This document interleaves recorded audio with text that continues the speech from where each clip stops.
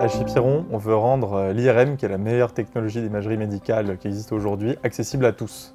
L'IRM, c'est une technologie fantastique, mais qui est malheureusement trop rare, c'est une technologie luxueuse. Alors, comment on fait ça? On va réduire énormément le champ magnétique qui est utilisé dans des machines IRM aujourd'hui. On va le diviser par 1000.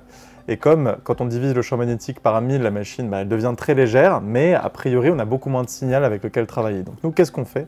On utilise une nouvelle technologie de détection quantique qui est extrêmement sensible et qui, même si le champ magnétique est beaucoup plus faible dans la machine IRM, on peut quand même travailler avec et arriver à faire des images cliniquement exploitables.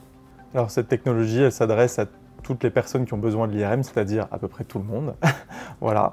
Donc on veut rendre l'IRM plus accessible à la fois dans des pays comme la France, qui est déjà un pays plutôt bien doté, mais dans lequel on manque cruellement d'IRM, notamment pour des applications d'urgence en traumatologie ou du dépistage massif, notamment de certains cancers comme la prostate ou le sein. On veut aussi rendre ces technologies utilisables dans certains pays. On travaille notamment avec des radiologues en Afrique de l'Ouest, au Togo ou au Bénin, qui sont des pays où il y a très peu d'IRM. On veut pouvoir rendre l'IRM accessible dans ces endroits-là. Si on a plus d'accès à l'IRM, ça permet de faire beaucoup plus de prévention. Ça permet de détecter précocement des cancers qui, du coup, peuvent être traités très tôt. Ça permet de désengorger énormément les urgences. On peut tout de suite amener les patients vers l'IRM, là où aujourd'hui ils doivent attendre pendant des heures. Et on peut aussi leur donner accès à l'IRM, là où habituellement on les met plutôt dans un scanner, dans une radio standard, dans une autre technologie d'imagerie qui n'est pas forcément aussi puissante ou adaptée à leur cas.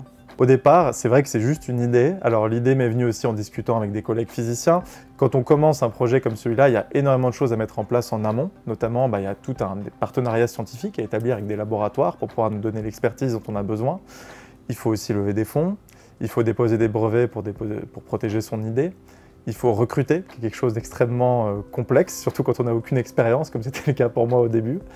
Il faut trouver un laboratoire, parce qu'à la base, on n'avait pas de laboratoire, et c'est un peu plus dur à trouver que juste un bureau, par exemple. Il y a certaines contraintes. Voilà. Là, en ce moment, on est en train de construire notre premier prototype, donc on est au laboratoire depuis 1 an. On a construit la première brique technologique de notre machine, qui est ce fameux système de détection ultra sensible, et on a prouvé qu'il était effectivement suffisamment sensible pour faire de l'IRM. Maintenant, la deuxième étape, c'est de finaliser le prototype. Ça devrait être fait d'ici 1 ou 2 mois. On devrait avoir les premières images.